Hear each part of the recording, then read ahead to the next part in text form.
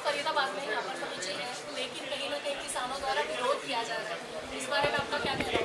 वो भी हमारे हैं, उनका भी है। उनका जो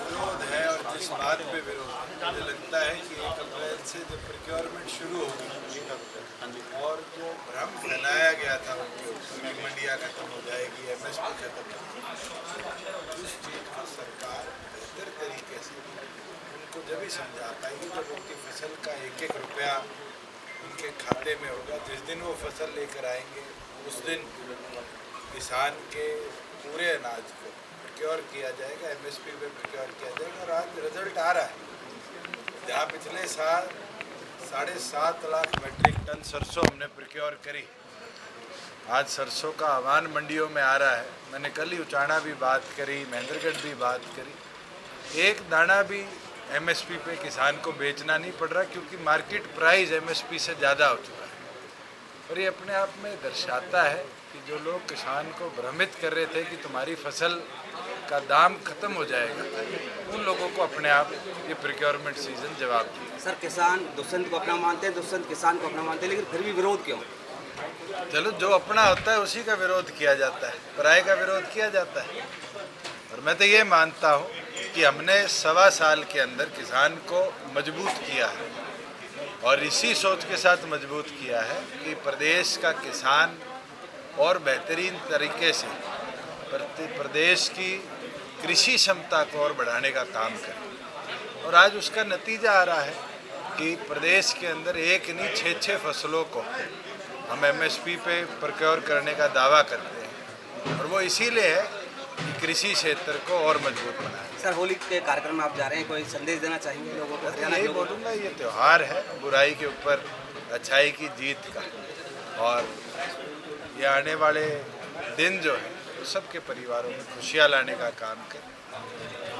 लव जिहाद का एक जो कानून पास होना था, उसके लिए आप अपनी असहमति जता रहे थे, उसके पीछे क्या कारण है? ना तो कोई कानून हमारी विधानसभा में इस नाम का आया जहाँ लव जिहाद है।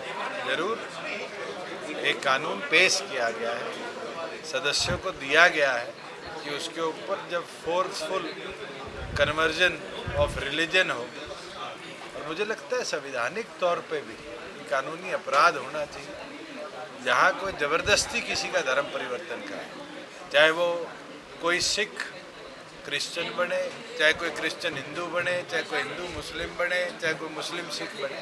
मुझे लगता है फोर्सफुली आप किसी को कन्वर्ट करें, इसको कानूनी अपराध देश भर में लाना चाहिए। कोई अपनी विलिंग से बदलना चाहे और वो एफिडेविट देता है SDM के सामने, तो जरूर उसकी स्वेच्छा है। और स्वेच्छा से तो आज नहीं, इतिहास है, जब हिंदू धर्म से और बुद्धिज़्म की और हमारे वीर योद्धा बदले और बुद्धिज़्म का निर्माण हुआ, वो भी धर्म परिवर्तन था, मगर उसको फोर्सफुल नहीं कहा जा सकता। अगर कोई फोर्सफुल करेगा तो मुझे लगता है लॉ के अंदर उसकी जगह भी होनी चाहिए। 75% आरक्षण दिया गया है हरियाणा के युवाओं के लिए, आपको नहीं लगता है असक्षमता की ओर जाता है? क्योंकि जरूरी नहीं 75% बच्चे यहाँ के इतने काबिल हो अदर स्टेट के मुकाबले। मैं तो आपको कॉन्ट्रडिक्ट करूंगा, इसका मतलब तो आप ये सोचते हो कि हरियाणवियों में काबिलियत नहीं है। हमारा युवा साथी सक्षम है, पढ़ा लिखा है।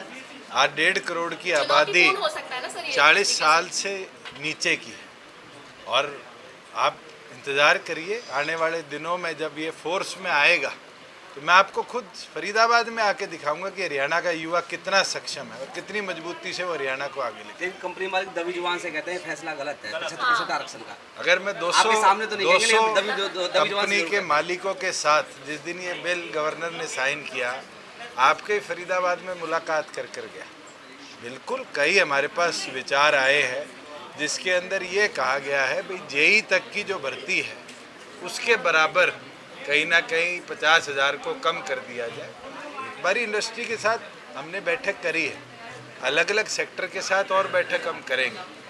फाइनल जब ऑर्डर इन प्लेस आएगा कोई अमेंडमेंट करनी पड़ेगी। मैं ये मानता हूँ कि रिजिड होकर हम युवा को ताकत नहीं दे सकते, फ्लेक्सिबल होकर देनी पड़ेगी।